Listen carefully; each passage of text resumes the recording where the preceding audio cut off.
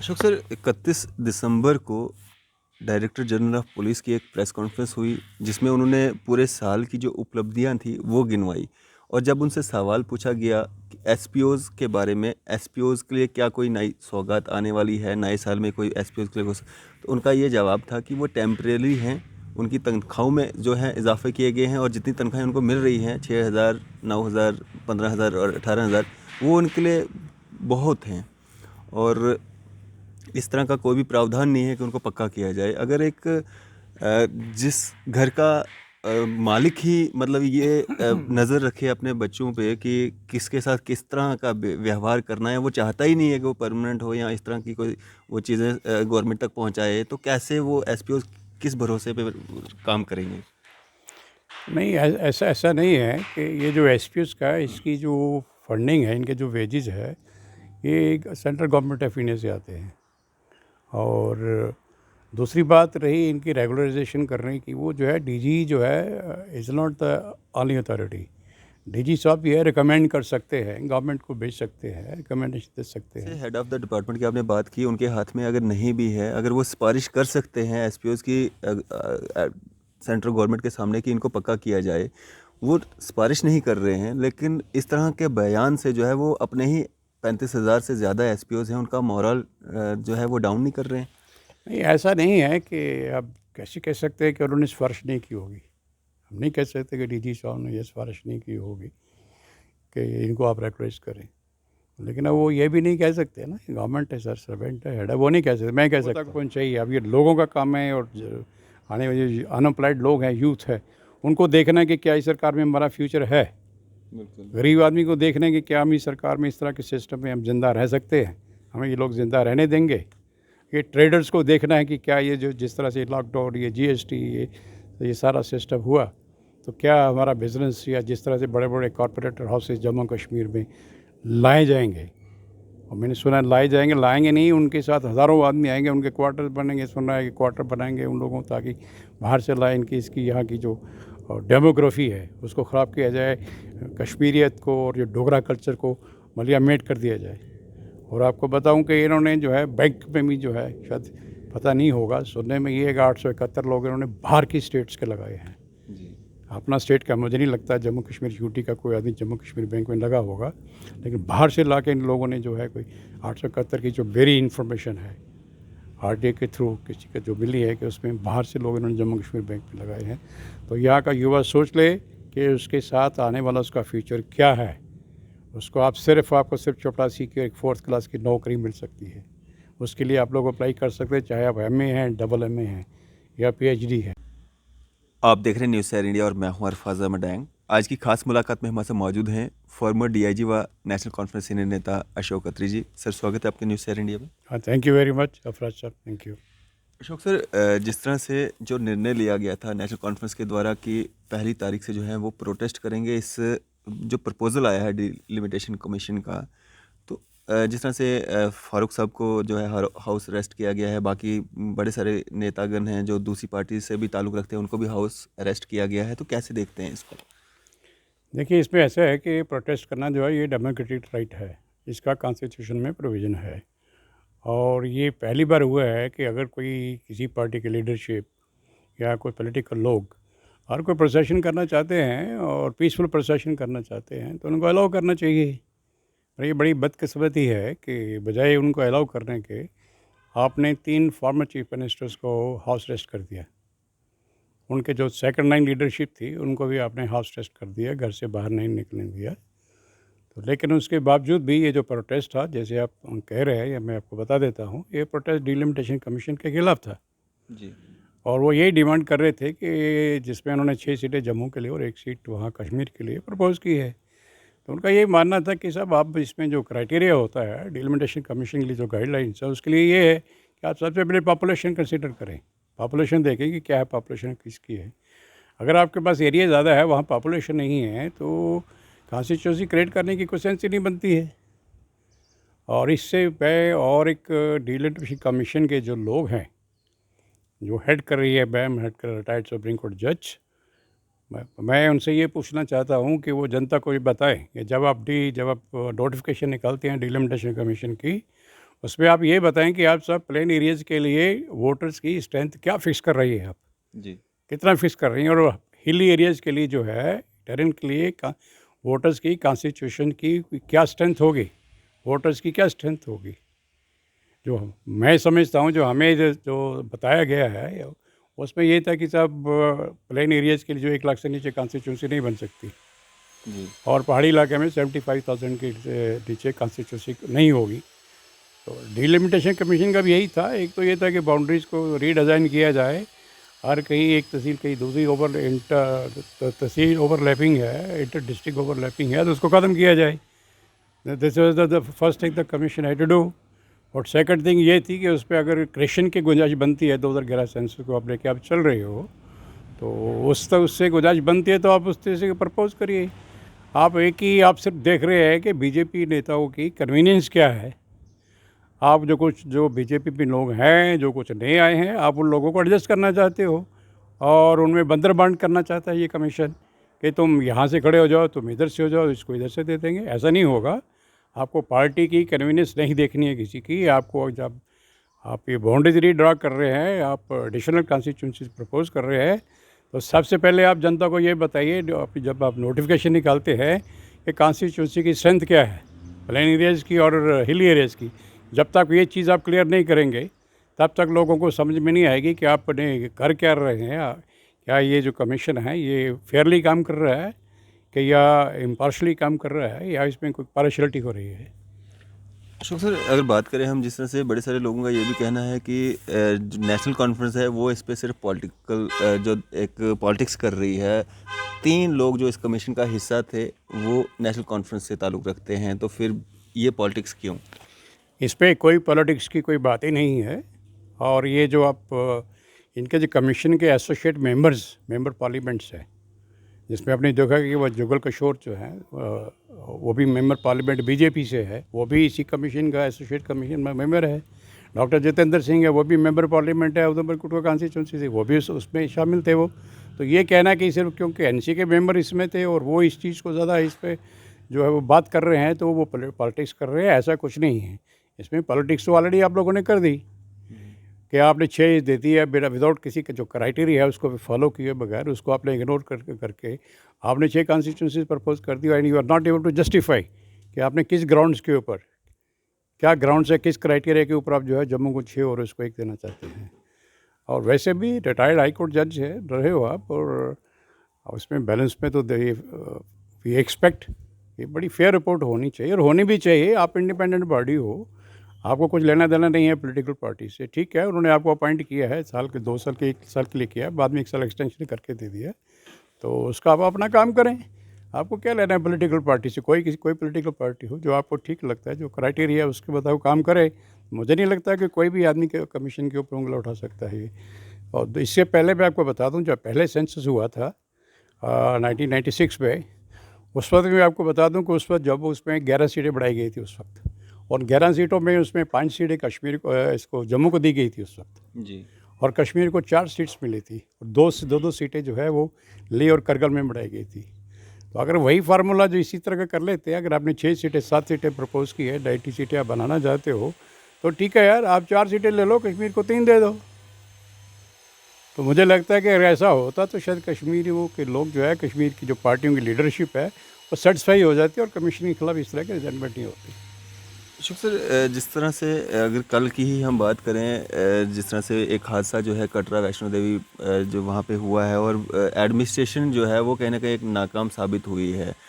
इतने सारे लोगों की जो वहाँ पे जाने गई नए साल के ऊपर, उसको कैसे देखते हैं? वेरी अनफॉर्चुनेट कि कुछ लोग जो है पहले साल के ऊपर माता वैष्णो देवी जी के वहाँ दर्शन करने के लिए गए, और मेरी जानकारी बताई फर्स्ट टाइम शायद इस तरह का इंसिडेंट हुआ है। इससे पहले कभी कोई स्टैम्पीड का आपने सुना ही नहीं है। बहुत अच्छी तरीके से मैनेज होता है, लाइनिंग लगती है, लाइनों में वहाँ छोड़ा जाता है, और ये किस सर्कमस्टांसिस में ये इस तरह से हुआ है, और मुझे लगता है कि इस पर इंक्वायरी जांच होना बहुत ज़रूरी है, ताकि जांच करने के बाद ही पता लग सकता है कि ये क्या हुआ, ऐसा क्यों हुआ है, ऐसा क्यों हुआ है। इस तरह वही आते थे, कुछ लोग कह रहे थे जी उनका अपना वर्षन है। मुझे लगता है जब तक दोनों साइड की वर्षन ना आ जाए और इंक्वायरी ही इस चीज़ को जो है वो क्लियर कर सकती है कि साहब इसमें हुआ क्या है और ये ऐसे ऐसे क्यों हुआ है। और उसमें गवर्नमेंट को चाहिए और जो हमारी जो भी एजेंसीज इन्वॉल्व हैं वो देखें इस चीज़ को कि इन फ्यूचर में इस तरह का कोई इंसिडेंट जो है वो ना हो। सर जिस तरह से जो इसके लिए जो मापदंड तय किए गए हैं कि कितने लोग जो पर्चियां काटी जाती हैं, उसके हिसाब से अगर बड़े सारे लोगों का ये भी कहना है कि एडमिनिस्ट्रेशन जो है वो कहीं ना कहीं जिम्मेवार है कि इतने लोग वहाँ पे पहुँचे कैसे, और वहाँ पे जो है लाठीचार्ज के भी कुछ विजुअल्स जो हैं वो वायरल हो रहे हैं। मैंने कोई लाठीचार्ज का विजुअल देखा नहीं है, अगर कोई आप कह रहे हैं को वायरल हुआ है, मुझे उसकी जानकारी नहीं है। बाकी इसका तो ऑलरेडी जो है हमेशा से ये यात्री का ट्रैफिक को मैनेज करने के लिए एक सिस्टम इन प्लेस होता है या है वहाँ पे होगा।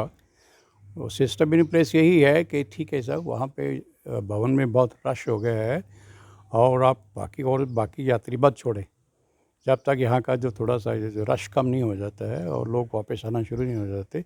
इस तरह से एक सिस्टम को मैनेज किया जाता था ताकि ओवर क्राउडिंग जो है जगह जगह जो पड़ाव है वहाँ पे मैनेज की जाए, ओवर क्राउडिंग ना हो, उसको देखा जाता है। तो वही मैंने कहा कि अब ये कितने लोग थे वहाँ पे और ऐसे कौन से हालात बन गए कि जिससे कि वो स्टैम्पीड हो गई और इतनी ज़्यादा कीमती जानें चली गई और एक वो भी नए साल के ऊपर। तो let's wait for the inquiry report के इसमें क्या इंक्वायरी रिपोर्ट आती है। अशोक सर, जिस तरह से भाजपा का जो दावा है 50+ का, आपको लगता है कि वो उस टारगेट को जो है अचीव कर पाएंगे? देखिए कहने को तो जब ये जो बीजेपी की लीडरशिप है उन्होंने बहुत बार इलेक्शन के दौरान बहुत बड़ी बड़ी बातें करते हैं, वो बहुत बड़ा बड़ा आंकड़ा रखते हैं मगर उस आंकड़े तक बहुत सी स्टेट्स पे पहुंच नहीं पाए। जैसे वेस्ट बंगाल की हम लेटेस्ट मिसाल ले लेते हैं, जी हम इतनी सीट उनका टारगेट हम क्रॉस कर देंगे। तो ये मुझे लगता है कि ये इन पॉलिटिकल लोगों की मजबूरी होती है।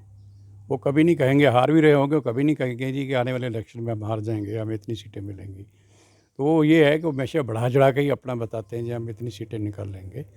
लेकिन जो ग्राउंड से सिचुएशन है, जो ग्राउंड रियलिटी मैटर करती है कि वोटर्स की क्या सोच है, वोटर क्या सोचता है और वोटर्स के साथ जो सरकार है, मौजूदा सरकार है, उसने लोगों के साथ क्या किया है, वो चीज़ें मैटर करती है। अगर उसका कोई सर्वे होता है कि वोटरों से पूछा जाता है भाई आप इस सरकार से खुश हो, आपको नौकरियां मिली हैं और ट्रेडर्स को ये जो है कि कोरोना की वजह से बिज़नेस का क्या हाल है, ऊपर से जीएसटी आपको रेगुलर भरना पड़ता है, वो आपको देना ही देना है, तो उसका उसका क्या सिस्टम है और एम्प्लॉयमेंट का क्या क्या इशू है, कहाँ तक जी क्या डेवलपमेंट हुई है आपके एरिया में। और ये बहुत सी चीज़ें हैं, बहुत से फैक्टर्स हैं जो अगर वोटर्स कहे तो फिर हम कह सकते हैं कि ठीक है साहब ये पार्टी जो है इतनी सीटें आने वाले इलेक्शन में निकाल सकती है। अदरवाइज़ पार्टी आप इसमें बैठ के और एक सुपरफ्लुअस सा स्टेटमेंट दे देना कि साहब आप इतना ले लेंगे, वो जो मुझे लगता है उनका पॉलिटिकल कंपल्शन है। लेकिन रियलिटी क्या है वो उनको भी पता है कि आने वाले चुनाव में हमारी क्या पोजीशन होगी। जी। अशोक सर, 31 दिसंबर को डायरेक्टर जनरल ऑफ पुलिस की एक प्रेस कॉन्फ्रेंस हुई जिसमें उन्होंने पूरे साल की जो उपलब्धियां थी वो गिनवाई, और जब उनसे सवाल पूछा गया कि एसपीओज़ के बारे में, एसपीओज़ के लिए क्या कोई नई सौगात आने वाली है नए साल में, कोई एसपीओज़ के लिए तो उनका ये जवाब था कि वो टेम्परेरी हैं, उनकी तनख्वाहों में जो है इजाफे किए गए हैं और जितनी तनख्वाहें उनको मिल रही हैं 6,000, 9,000, 15,000 और 18,000, वो उनके लिए बहुत हैं। और इस तरह का कोई भी प्रावधान नहीं है कि उनको पक्का किया जाए। अगर एक जिस घर का मालिक ही मतलब ये नज़र रखे अपने बच्चों पे कि किसके साथ किस तरह का व्यवहार करना है, वो चाहता ही नहीं है कि वो परमानेंट हो या इस तरह की कोई वो चीज़ें गवर्नमेंट तक पहुंचाए, तो कैसे वो एसपीओ किस भरोसे पे काम करेंगे? नहीं ऐसा ऐसा नहीं है कि ये जो एसपीएस का है इसकी जो फंडिंग है, इनके जो वेजेस है ये सेंट्रल गवर्नमेंट ऑफ इंडिया से आते हैं। और दूसरी बात रही इनकी रेगुलराइजेशन करने की, वो जो है डीजी जो है is not the only authority. DG साहब ये रिकमेंड कर सकते हैं, गवर्नमेंट को भेज सकते हैं, रिकमेंडेशन दे सकते हैं। और अगर गवर्नमेंट जो करना तो गवर्नमेंट ने है, बिल्कुल। करना गवर्नमेंट ने है, इसमें हेड ऑफ़ द डिपार्टमेंट का कुछ लेना देना नहीं होता। उसका इतना ही है कि प्रपोजल करें, उनको कहें कि ठीक है साहब आप देखें इनको क्या हो सकता है। तो जो मैं देख रहा हूँ 2014 से जब से ये गवर्नमेंट है और इलेक्शन आए थे जब लास्ट टाइम, पार्लियामेंट इलेक्शन हुआ था, उस पर ही डॉक्टर जितेंद्र सिंह का यही कहा था जी हम पक्के कर देंगे या हम इनको ये कर देंगे वो कर देंगे, तो ऐसा कुछ किया नहीं। हाँ, वेजेस ये फ्रॉम टू टाइम जो है ये बढ़ते रहे कि ठीक है, पहले 3,000 1,500 स्टार्ट था, फिर 3,000 हुआ, फिर 6,000 हुआ, फिर लेंथ ऑफ सर्विस एक क्राइटेरिया बना दिया गया, इतनी सर्विस होगी उसको 9 मिलेंगे, 12 होंगे तो 12 मिलेंगे, 12 से ज़्यादा होगा तो उसको 18 मिलेगा, 15 मिलेगा, 18 मिलेगा, ये चीज़ 3-4 स्लैब्स उन्होंने रख दिए, तो वो उसी से वो चल रहे हैं वो। और मैं तो पहले भी कहता हूँ और फिर कहूँगा कि इन लोगों का योगदान जो है इस देश के लिए, इस मुल्क के लिए, इनकी जो कुर्बानियाँ हैं, सेक्रीफाइसेस हैं इस देश के लिए बहुत ज़्यादा हैं, उसको अंडर वैल्यू ना करें। और बहुत से कितना अगर हम देखा जाए ये जो कॉरपोरेटर्स लोग हैं, कॉरपोरेटर्स का आप लोगों ने जो है 765 लाख करोड़ रुपए माफ़ कर दिया बिल्कुल है, जबकि उनको ज़रूरत नहीं, उनके पास पैसा है वो दे सकते थे वापस। बिल्कुल तो एक तरफ आप ये रखा आपका अप्रोच है और दूसरी तरफ वो लोग जो देश के लिए मर रहे हैं, जिनकी फैमिली को मारा गया है। मुझे याद है कि जो लोग थोड़ा बहुत रिपोर्टरली या मिलिटेंट्स की इनपुट के मुताबिक ये सोर्स है BSF का या पुलिस का सोर्स है या आर्मी का सोर्स है, हमने देखा है कि उनका जब मैं सर्विस पे था कि तो उनके रिश्तेदारों को, करीबी रिश्तेदारों को उनके गर्दन काट दी मिलिटेंटों ने कि सोर्स है, इसने ऐसा किया है, to set an exemplary punishment for the people who are working for the government agencies. मुझे नहीं पता वो कर रहे थे नहीं कर रहे थे, लेकिन ऐसे बहुत से केसेस और रीजनिंग ग्राउंड्स के ऊपर हमने जो है वो SPOs की अपॉइंटमेंट भी की है, जिसकी इस तरह से रिश्तेदार मिलिटेंटों ने मार दिए हैं। जी तो मुझे ये लगता है कि गवर्नमेंट को चाहिए कि भाई जो ये हमारा देश है, ये हमारे लोग हैं, आप किसानों को आपने 750 किसान मरने के बाद आपने वो कानून वापस लिए, आप बहुत पहले ले सकते थे आप। और वो 7.5 लाख करोड़ रुपये माफ़, किसानों का लोन माफ़ कर दो, किसानों को दे दो, गन्ने का जो आउटस्टैंडिंग पेमेंट है उनकी वो आप दे दो, उनको पैसा दे दो, आप दे सकते हो, आपके पास पैसे थे आपके, आप क्यों माफ़ किए? 750 करोड़ क्या क्राइटेरिया, क्या ग्राउंड पर बन गए आपके पास? क्या आपको कॉरपोरेटर्स का 7.5 लाख करोड़ रुपये माफ़ करना पड़े? टोटल अभी भी कहते हैं कि 10 लाख करोड़ रुपये NPA है, नॉन परफॉर्मेंस अकाउंट है। और सबसे बड़ी जो उस पर हो रहा है, नॉर्मली क्या होता है कि अगर आप लोन लेते हैं वापस नहीं करते हो, आप NPA में चले जाते हो, आपको कोई बैंक द्वारा लोन ही नहीं देता है। आप उनका पे लोन देते हो, लोन देने के बाद फिर माफ़ करते हो, उसके बाद फिर लोन देते हो। तो ये गवर्नमेंट की वर्किंग है। तो ये गवर्नमेंट जो है, अगर इस बात को हम देखें, ये गवर्नमेंट अमीरों के लिए है, आम आदमी के, हिंदू भारतीय के लिए, आम गरीब आदमी के लिए, चाहे वो किसान है, चाहे वो ट्रेडर्स है, चाहे वो मुलाजिम है, चाहे वो बेचारा लेबरर है, SPO है, इन लोगों के लिए ये गवर्नमेंट नहीं है। और इसकी इससे बड़ी मिसाल कोरोना में देखी गई है कि आपने सडन जो है वो लॉकडाउन लगा दिया। लॉकडाउन लग गया, मज़दूर फैक्ट्री में नहीं जा सका, फैक्ट्री बंद हो गई, बाज़ार बंद हो गए। जब बाज़ार बंद हो गए, उनको जो है ये कोई 2 करोड़ 10 लाख ये माइग्रेंट लेबरर्स हैं, उन्होंने बाहर निकाल दिया। जब बाहर निकाल दिया, हमने लॉकडाउन निकाल दिया, आप बाहर नहीं जा सकते हो, घर से बाहर मना ही है, आप नहीं जा सकते हो। तो 20-22 दिन जो पैसे थे उनके पास वो खर्च हो गए। जब थोड़ी सी आपने डील दी तो वो लोग जो है 3-3 हज़ार किलोमीटर का सफ़र, मुझे लगता है कि 3 साल से बच्चे से लेकर 4 साल, 10 साल, 12 साल के बच्चों को नंगे पैर 3,000 सफ़र करने को मजबूर हो गए। आप लोगों ने उनको ट्रेन्स नहीं दी, ट्रांसपोर्ट प्रोवाइड नहीं किया।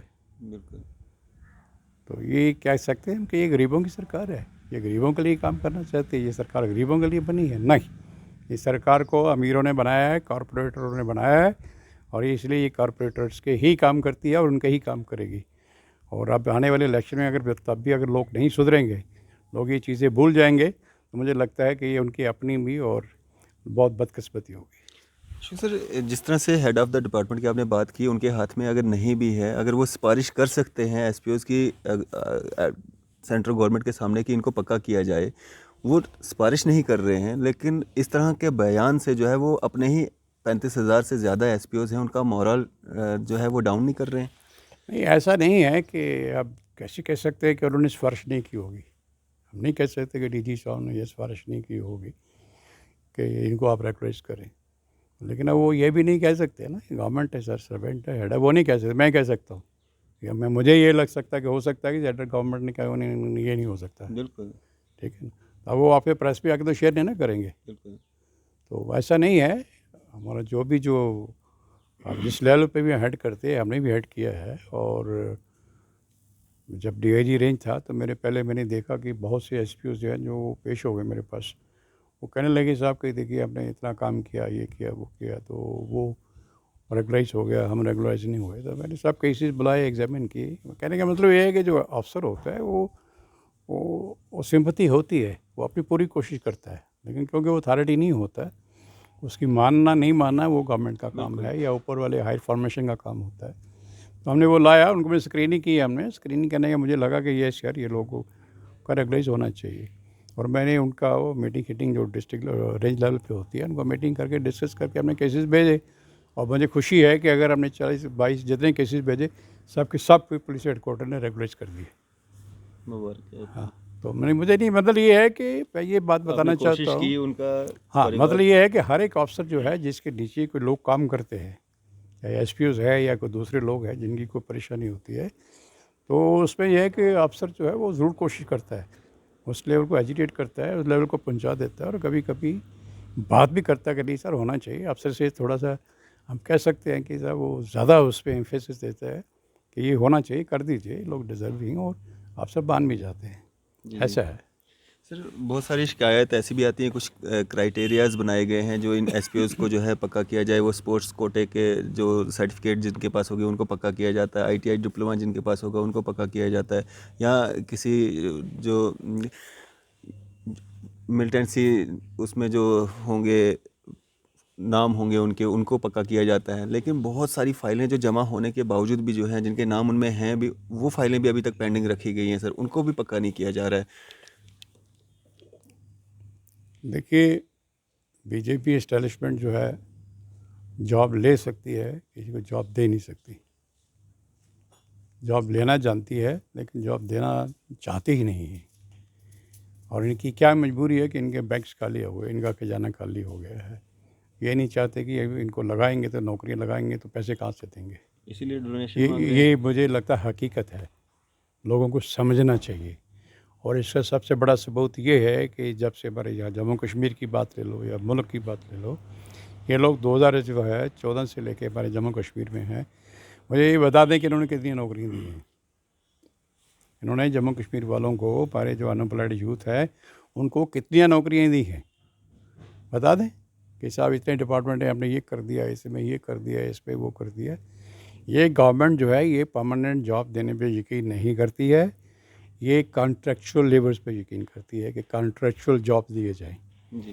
और आपने देखा भी होगा कि जो मेरी जानकारी के मुताबिक इन्होंने रिटायर्ड कुछ ऑफिसर्स को जो है दिल्ली में जॉइंट सेक्रेटरी रैंक देके वापस नौकरी में लाया है। बिल्कुल।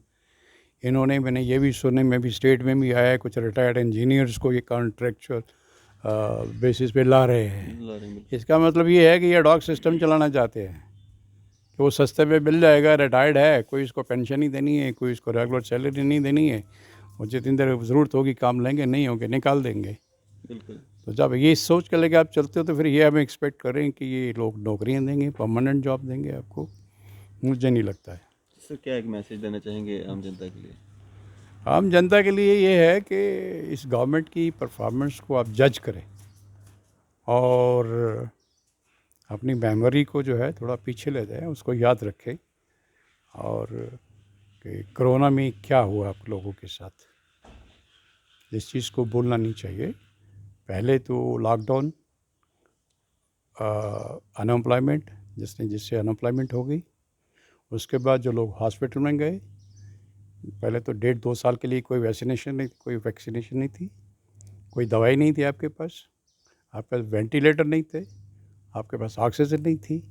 इसका नतीजा ये हुआ कि जो एग्जैक्ट फिगर मेरे पास नहीं है, हम कह सकते हैं कि लाखों आदमी, करोड़ों आदमी की जानें गई हैं मुल्क में।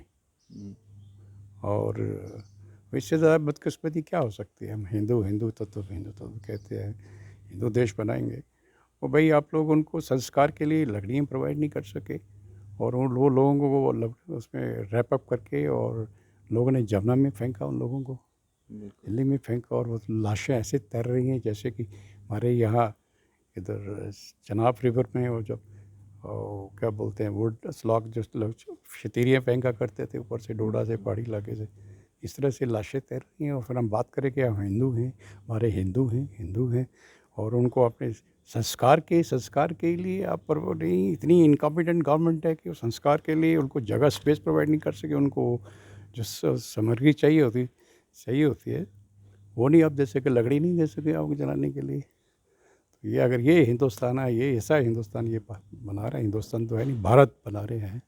अगर ये हिंदुओं के प्रति हिंदू सरकार का अगर ये एटीट्यूड है कि लोग मर रहे हैं और आप इतनी कॉम्पिटेंट सरकार हो, इनकॉम्पिटेंट सरकार हो, आप लोग ऑक्सीजन नहीं दे सके, आप लोग जब मरने के बाद उसको कफन नहीं दे सके, उसको आप लकड़ी प्रोवाइड नहीं कर सके उसकी लाश को जलाने के लिए, और आप लोग दवाई प्रोवाइड नहीं कर सके। आपके सामने लाखों के लोग मैंने देखा चीखें निकलती हुई हॉस्पिटल में मरते हुए लोग। मेरा किसी कोई रो रहा है कि मेरा बेटा यंग लड़का मर गया है मेरे कोरोना में, किसी का उसके सामने उसका बाप मर गया कि उसको वेंटिलेटर नहीं मिल रहा है, उसको ऑक्सीजन नहीं मिल रही है। तो लोग क्या इस तरह की सरकार चाहते हैं? इस तरह की सरकार को बनाना चाहेंगे आप लोग? आप क्या समझते हैं? आप ठीक है, अभी सेफ़ है? कल जो उनके साथ हुआ है वो कल दोबारा आप लोगों के साथ भी हो सकता है, हो सकता है। तो इसलिए हम सबको मैं दुआ करता हूँ और मालिक से करता हूँ, आप ही कुछ करो। ये लोग तो फेल हो गए हैं, आप ही कुछ करो और इस देश को बचाओ। अपनी जो देश के जो मालिक की आपके रूहे हैं, जहाँ पे जो गरीब लोग हैं उनको बचाओ। चलिए शुक्रिया सर हमारे से बातचीत करने के लिए और अपना कीमती समय देने के लिए। कीमती समय तो नहीं है, मैं चलो अच्छा लगा आप आए और मैं आपके माध्यम से जो है लोगों तक अपनी बात पहुंचा सका हूँ। ये कोई इसमें कोई राजनीति है, पॉलिटिक्स नहीं है, ये मैं दिल से भरी निकली हुई बातें हैं। और ये वो बातें हैं, इसमें कोई जो देखी जो हुआ है, मैंने वो बातें कही हैं जो हुआ है, जो होने वाला है, वो बातें मैंने बोली हैं। मैंने अपने से कुछ नहीं कहा है। और ये जो कुछ मैंने कहा है, मैंने as a NC sports person नहीं कहा है, मैं अपनी personal capacity as a DIG कह सकता हूँ, मैं retired DIG former, as a citizen of this country, ये बातें मैं जो मैं महसूस करता था, मैंने आपके माध्यम से लोगों तक पहुँचाई है। अब ये लोगों का काम है और आने वाले जो अनएम्प्लॉयड लोग हैं, यूथ है, उनको देखना है कि क्या इस सरकार में हमारा फ्यूचर है। गरीब आदमी को देखना है कि क्या हम इस सरकार में इस तरह के सिस्टम में हम ज़िंदा रह सकते हैं, हमें ये लोग ज़िंदा रहने देंगे। ये ट्रेडर्स को देखना है कि क्या ये जो जिस तरह से लॉकडाउन, ये GST, ये सारा सिस्टम हुआ तो क्या हमारा बिज़नेस या जिस तरह से बड़े बड़े कॉरपोरेट हाउसेज जम्मू कश्मीर में लाए जाएंगे। और मैंने सुना लाए जाएंगे, लाएंगे नहीं, उनके साथ हज़ारों आदमी आएंगे, उनके क्वार्टर बनेंगे, सुन रहा है कि क्वार्टर बनाएंगे उन लोगों, ताकि बाहर से लाए इनकी इसकी यहाँ की जो डेमोग्राफी है उसको ख़राब किया जाए, कश्मीरियत को और जो डोगरा कल्चर को मलियामेट कर दिया जाए। और आपको बताऊं कि इन्होंने जो है बैंक में भी जो है, शायद पता नहीं होगा, सुनने में ये 871 लोग इन्होंने बाहर की स्टेट्स के लगाए हैं जी। अपना स्टेट का मुझे नहीं लगता जम्मू कश्मीर UT का कोई आदमी जम्मू कश्मीर बैंक में लगा होगा, लेकिन बाहर से ला के इन लोगों ने जो है कोई 871 की जो मेरी इन्फॉर्मेशन है RTA के थ्रू किसी का जो मिली है कि उसमें बाहर से लोग इन्होंने जम्मू कश्मीर बैंक में लगाए हैं। तो यहाँ का युवा सोच ले कि उसके साथ आने वाला उसका फ्यूचर क्या है। उसको आपको सिर्फ चपरासी की एक 4th क्लास की नौकरी मिल सकती है, उसके लिए आप लोग अप्लाई कर सकते हैं, चाहे आप MA हैं, MA हैं या PhD है। तो अगर आपको दूसरी पोस्टों के लिए अप्लाई करना है, उसके लिए भी आप भी अप्लाई करोगे, बाहर के स्टेट्स वाले भी अप्लाई करेंगे, UT वाले भी अप्लाई करेंगे, ठीक है। और वो लोगों का उनका जो है एजुकेशनल बैकग्राउंड अच्छी इन द सेंस कि वो कोचिंग सेंटर है, अच्छे स्कूलों में पढ़े हैं, अच्छी फैमिली से बैकग्राउंड है, अच्छी बैकग्राउंड से आए हैं, वो लोग आपकी ये जो गेस्टेड्स जो नॉन गेस्टेड जितनी सीटें हैं तो मुझे लगा तकरीबन ले जाएंगे, वो तकरीबन ले जाएंगे उसमें, क्योंकि इस गवर्नमेंट में ट्रांसपेरेंसी तो है नहीं। कोई भी इंस्टीट्यूशन पे आप भरोसा नहीं कर सकते हो कि ये जो कर रहे हैं ये ईमानदारी से कर रहे हैं। बिल्कुल। तो उसमें ये है कि हमारा भविष्य बहुत खतरे में है जम्मू कश्मीर के लोगों का। अभी भी समझ जाओ, आपको मालिक ने, ऊपर वाले ने एक मौका देने जा रहा है असेंबली इलेक्शंस में, ठीक है। उसमें आपने इस खाली ये नहीं देखना कि हमने वोट नहीं डाला इनको, ये भी देखना कि EVM के साथ भी कोई छेड़छाड़ ना करें। बिल्कुल, उसका भी आपने ध्यान रखना है, उसके बारे में ही अपने आप को एजुकेट करें, तब आप बच सकते हो। डोगरो कश्मीर बचा लो, अपनी जम्मू कश्मीर, कश्मीरी हो, अपने जम्मू कश्मीर को बचा लो। चलिए शुक्रिया सर। तो ये थे हमारे साथ फॉर्मर DIG व नेशनल कॉन्फ्रेंस सीनियर नेता अशोक अत्री जी। इसी तरह की मज़ीद अपडेट्स के लिए आप देखते रहे न्यूज़ 7 इंडिया। मैं फैज़ मडाइंग, कैमरामैन शाहनवाज के साथ।